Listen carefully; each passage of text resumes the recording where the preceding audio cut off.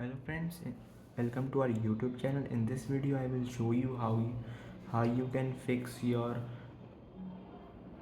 connection problem, like your pen drive or charging problem. You are facing charging problem or any other problem, your port is not connecting. So how you can fix this? Before proceeding the video, if you have not subscribed to our YouTube channel, then subscribe it first and like our video. uh, so let's start. Go to settings in your Infinix smartphone, then go to more connections. Here you find OTG, just turn it on and it is automatically off if not connected in 10 minutes. Turn it on and your problem will be solved.